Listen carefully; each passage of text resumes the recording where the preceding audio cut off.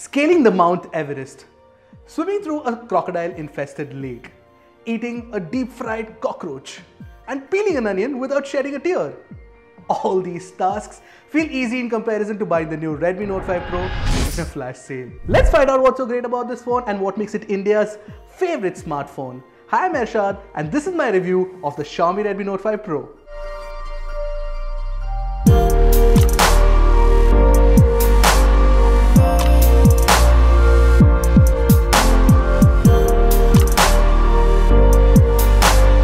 But before we start our review, don't forget to subscribe to our channel and hit the bell icon to get notified about more such awesome tech videos. One look at the Redmi Note 5 Pro and you will immediately notice that Xiaomi has evolved with the times. The Redmi Note 5 Pro now comes with a taller 5.99-inch 18:9 aspect ratio display, making it easier to handle thanks to the reduced width. However, the height of the display still makes it difficult for the thumb to reach the top. The 181-gram weight of the phone feels intimidating and heavy at first, but you get used to it.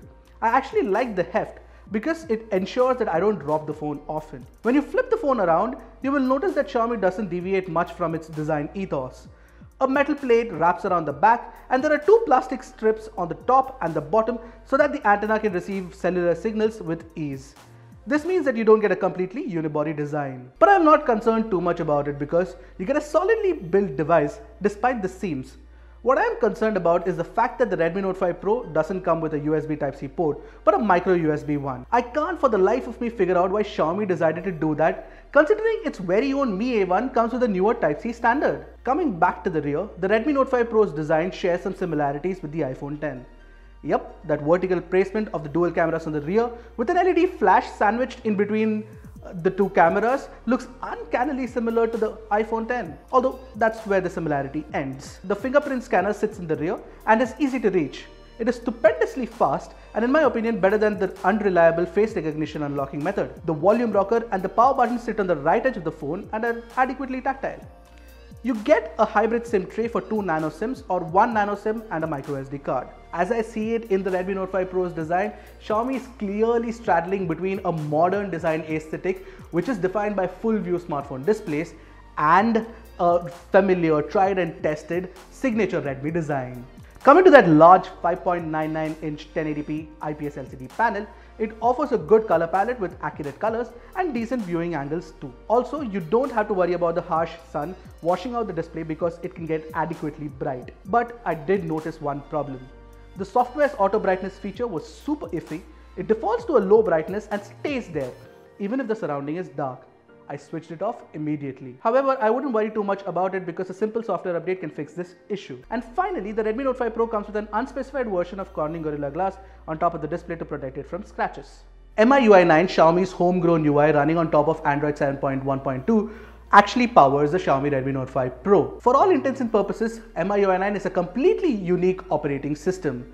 One that defines its own standards and completely eschews Android's UI and UX principles. I love that the phone dialer actually offers you the option to record the call or take a note. Mi Remote is an insanely useful app that can be used to switch off the television when someone else is not watching it. While not novel, MIUI 9 split screen is fun and easy to use. The blink and miss animations when you minimize apps are rather cute. Second space is an extremely useful feature if you like keeping your professional and personal data separate. If you don't want two separate apps, you can choose to run dual apps on the same default profile. For example, you can have two instances of WhatsApp or Facebook for different accounts. I know a lot of folks who will be happy to use this. The customizable one-handed mode comes in handy, especially for a phone of this size. I did end up using it a lot. The software also lets you hide the soft navigation keys for a completely uninterrupted full screen experience.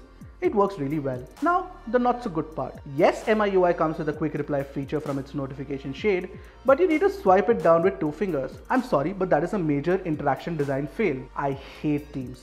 They're a personal pet peeve.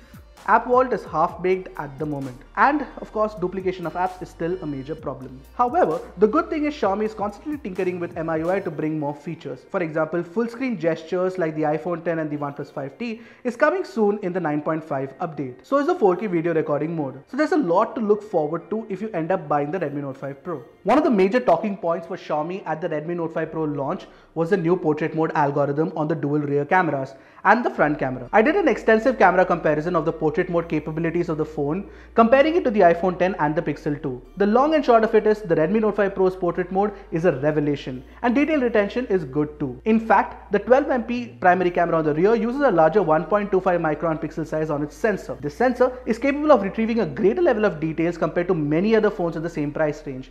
I found the color accuracy and the color temperature to be on point as well. While the dynamic range is good by default, I still like the HDR mode, for it brings subtle improvements to highlights and shadows. You won't see any chromatic aberration, but you will have to contend with some barrel distortion around the edges. I won't consider that to be a big problem because most smartphone lenses struggle with lens distortion. In low light, the 12MP camera favors luminance over details. What this means is that the camera, in conjunction with the software, tends to favor higher ISOs over detail retention. While this looks great on the phone, the moment you transfer these images to a PC and view it in its original size, you won't be impressed. But if you have to get real, this is a rupees 14,000 phone you're talking about.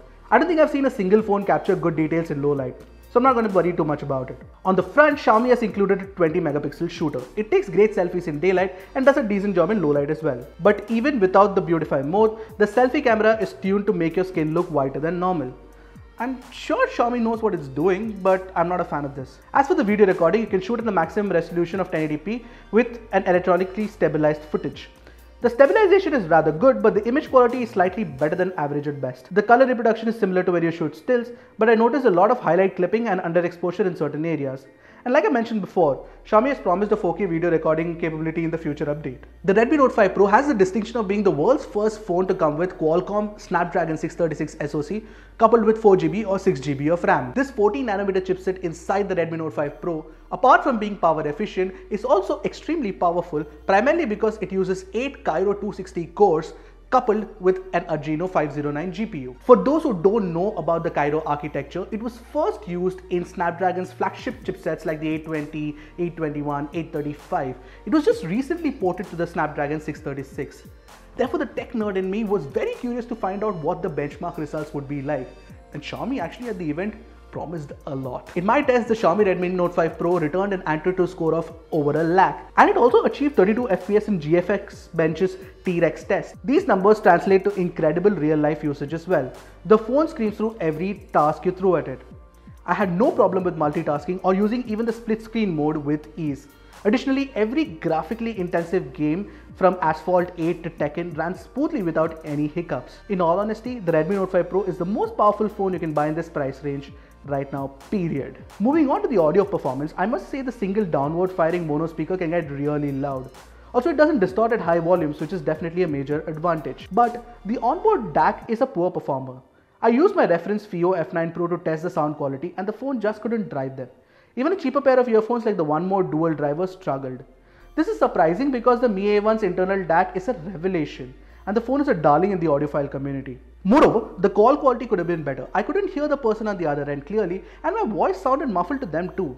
I definitely think both Motorola and Honor have an upper hand in this department. As far as the battery life is concerned, you'll be glad to know that it doesn't disappoint. On an average, I constantly got anywhere between 5 hours 30 minutes and 6 hours of screen on time. And more often than not, I'd end up with at least 20% of battery, if not more, by the end of my usual work day. Interestingly, the Redmi Note 5 Pro comes with support for Qualcomm's Quick Charge 2.0 fast charging, but I couldn't test it out. Although, with the bundled charger, I achieved a charging time of 2 hours and 26 minutes. Should you buy the Redmi Note 5 Pro? Yes, a resounding yes. You must buy the Redmi Note 5 Pro if your budget is under rupees 15,000. In fact, the more I use the phone, the more I keep wondering, how the hell did they price it so low? But like our elders said, all good things are hard to find. So is the Redmi Note 5 Pro. All thanks to the limited stocks and the flash sales. And that's where the alternatives come in. Phones like the Honor 7X and the Honor 9 Lite are definitely great picks, especially the Honor 9 Lite. I love that sexy glass back design. Moreover, Xiaomi's very own Mi A1, which comes with stock Android, is definitely a good alternative. But all that said, under rupees 15,000, the Redmi Note 5 Pro is my pick for the best smartphone right now. Primarily because it's a steal at this price. Xiaomi has created a benchmark again, and I don't know what it's going to do next year to beat it. If you like my review of the Redmi Note 5 Pro, don't forget to hit the subscribe button and the bell icon to get notified about more such awesome videos. Until next time, this is Ershad from Mr. Phone signing off. Tata.